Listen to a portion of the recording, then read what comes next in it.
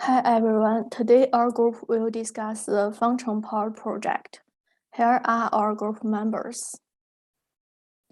Our presentation will include 3 parts. The first part is introduction, and question 1 discuss the suitability of the area chosen for the construction of Fangcheng Port. Question 2 evaluate the effect of project implementation. First, I will introduce the background of the project. Fangcheng Port located in southern coast of China. It's a principal access point to the sea for the landlocked province in the region, and it's one of the axes of the development. The port specializes in handling international trade cargo and coastal distribution. From the map, we can see that the port is adjacent to the South China Sea. It can easily reach China's Taiwan, Hong Kong, and many other overseas cities. The project includes 2 parts: expansion of Fangcheng Port and the construction of Fangcheng Highway.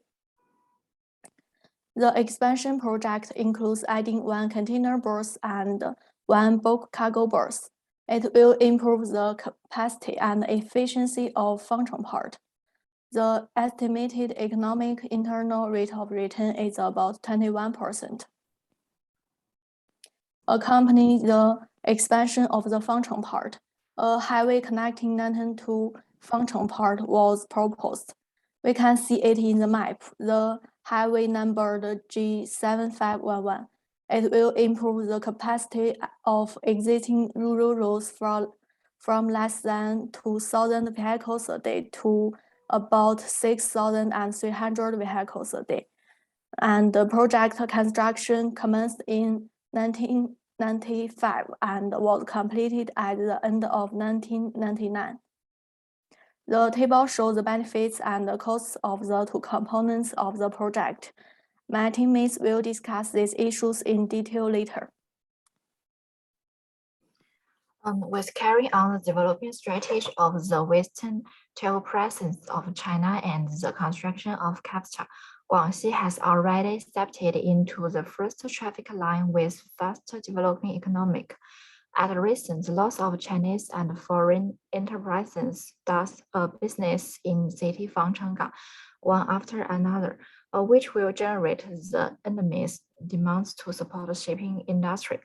Regarding question 1, first, we analyze from the 2 aspects of geographic conditions and strategic position. Fangcheng is a coastal city, a border city, and a port city. It is located at the most southwestern end of the coastline of mainland China, backed by the Greater Southwest, facing Southeast Asia, facing the Beibu Gulf in the south and bordering Vietnam in the southwest. Fangcheng City has a sea area of more than 40,000 square kilometers, which is one of the cleanest sea areas along the coast of China. Seafood products are exported to Europe, America, Japan, South Korea, and other countries. Next slide. About strategic positions, Fangcheng City has a special and important strategic position in the China ASEAN Free Trade Area and Pan-Beibu Gulf Regional Cooperation. Fangcheng City is located in the core area of Beibu Gulf Economic Zone in Guangxi and the junction of South China Economic Circle, the Southwest Economic Circle, and the ASEAN Economic Circle. It is connected to Vietnam and is the only city in China connected to ASEAN by land and sea. Next slide. Next, the demand we analyze from the tourism demand, resource demand, and the logistics demand. First, about tourism demand. First, the influence and the popularity of tourism resource and the products have been continuously expanded, and the status of the tourism industry has been improved. Secondly, The economic benefits of the tourism are increasingly significant. Third, the scale of tourism industry continues to expand. Fourth, the tourism infrastructures has been gradually improved. Next, about resource demand. Fangcheng Port has abundant port shoreline resource. Export turned out that Fangcheng Port can build 150 berths with 10,000 to 300,000 tons and has preparatory conditions for being a big international trade port. Last, about logistic demand. Under the background of One Belt and One Road, Fangcheng City's unique location advantage makes it have the innate conditions to become a China-Asian region international logistic hub. The exciting rural road has a capacity of less than 2,000 vehicles a day. It's congested and would certainly be unable to meet the predicted traffic of 6,300 vehicles a day from the port expansions. Next slide. Next, we talk about supply. First is about tourism supply and the natural resource supply. Fangcheng City, as an important part of the Beibu Gulf International Seaside Report and the Sino-Vietnamese Border Customers Tourism Belt, is built on three national platforms: the Border Tourism Pilot Zone, the National Public Cultural Service System, Demonstration Zone, and the Fangcheng International Medical Open Pilot Zone. Taking this opportunity, closely focus on the strategic positioning of the international wellness tourism destinations, and in accordance with the ideas of key breakthroughs, a cluster developed and coordinated advancement. We will continue to explore a new model of deep integration and development of big health and cultural tourism. Next slide. Last is about the trade logistics supplies. Fangcheng City has 5 national level ports and trades with 147 countries and regions. 70% of Guangxi traffics are realized in Fangcheng. In 2012, the number of entry and exit through the Dongxing port reached 4.62 million, accounting for 71% of the region. Ranking first in China, top land border ports, it has good conditions for building large-scale material transfer centers, logistics ports, and export processing zones. Next slide. Next, I will discuss the opportunity cost and the suitability of the area choosing for construction of Fangcheng Port. First, I will analyze the opportunity cost from the opportunity cost of port, opportunity cost of the highway, and other use of the cost of environmental project. Firstly, since Fangcheng Port has abundant biological and aquatic resources, if the port is not built in this area, special agriculture such as aquaculture can be developed professionally. The construction of ports will inevitably bring certain air and water pollution, which is not conducive to the development of fishery, nor does it meet the basic conditions for establishing aquaculture. Secondly, since the construction of the highway component requires an acquisition of 345 hectares of land, 2,096 families and 10,000 people need to be relocated. The part of the farmland needs to be occupied. If the highway is not built, the local agriculture and animal husbandry could be further developed. The construction of highways will bring about problems of population resettlement and land occupation, which is not conducive to the sustainable development of local agriculture.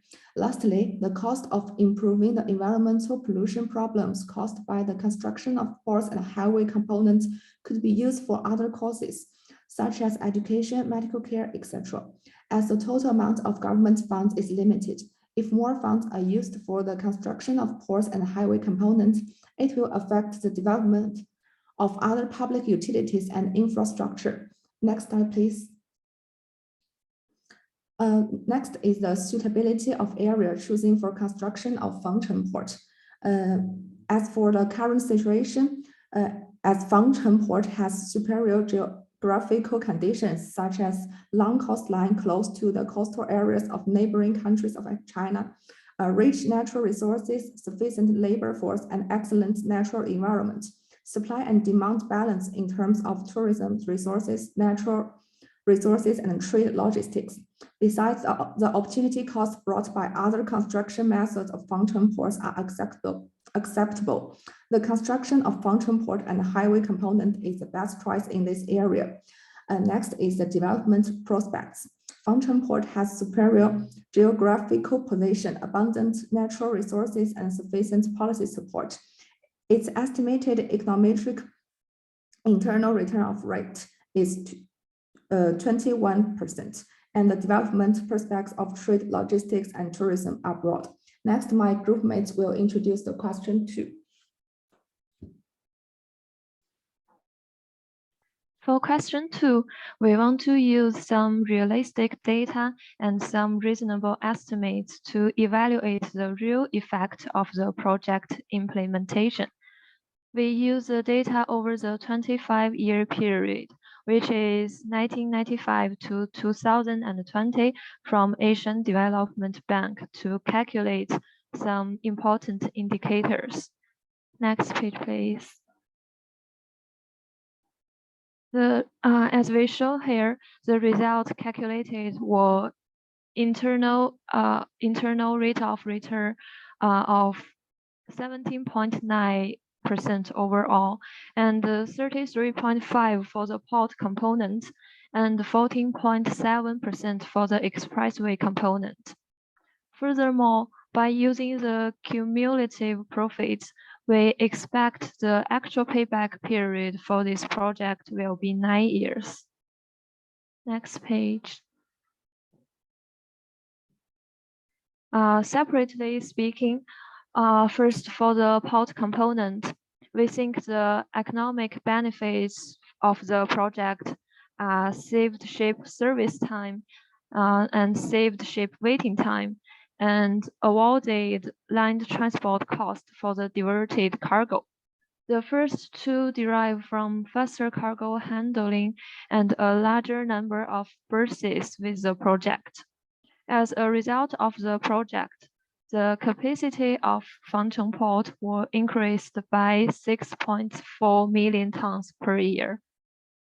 As is illustrated by the table, port throughput increased dramatically from around 4.5 million tons in 1995 to around 16 million tons in 2004.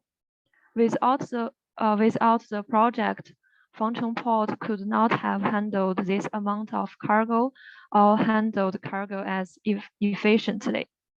In short, by expanding port capacity and improving efficiency, the project removed a transport bottleneck, fulfilling the expectations of the stated development strategy. Moreover, as a less developed, landlocked province account for around 2/3 of both the port's consumers and the cargo it handles. The project also helped to support the development of such areas. And next page, please. Secondly, for the highway component, we think the main benefits for the express component come from savings in vehicles operating costs.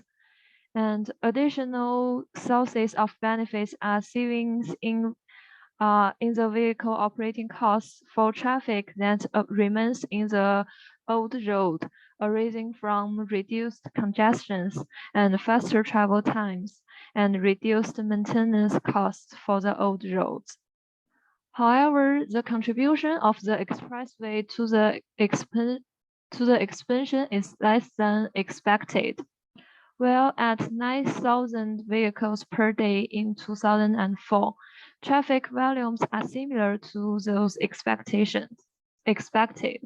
Traffic is relatively light, about 1/5 to 1/6 of the capacity, and the vehicle mix differs substantially from expectations. In particular, the number of medium and large trucks is substantially less than expected because of an overestimation of the amount of part cargo that would switch from rail to road. This shortfall was, however, compensated for by an unexpected increase in passenger car and light truck traffic, resulting from rapid urbanizations of areas to the port. The shortfall in medium to large trucks moving cargo to and from the port means that the need for such high capacity in the short term for port-related business has not yet materialized. And next page, please. In the end, we put forward some other thoughts related to this project. The first one is, while most landward movement of the port cargo is by rail and rail capacity was generally known to be inadequate, the project did not have a railway component, however. So we think, is there maybe a possible alternative to the highway? For example, to construct railway components will be a next move activity.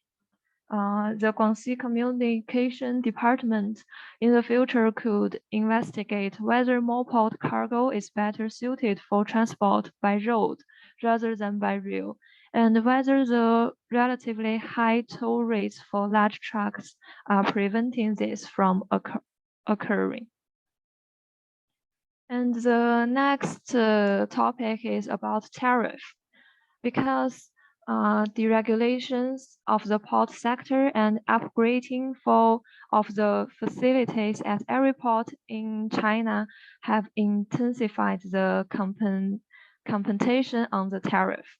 While the Ministry of Communications issued the standard tariffs, each port have a certain authority and flexibility to offer an attractive price to its consumers. This maybe lead to the tariff dumping across all the ports. And the last point we would like to say is whether the environmental impacts which are mentioned before is really underestimated, because nowadays the port's operations create substantial amount of dust because of the coal and other bulk cargoes. The ports have filterings and appear to be dusty, but the sparklers are reported used for dust control during windy periods. And the port wastes are discharged to the sea, but runoff from berths 9 and 10 and their cargo areas are first collected and treated in 4 small stations. Water in and around the port is monitored by the Environmental Protection Bureau and found to be within the environmental standards. However, it remains to be seen whether such pollution will become a threat in the future. That's all for our presentation. Thank you for your listening.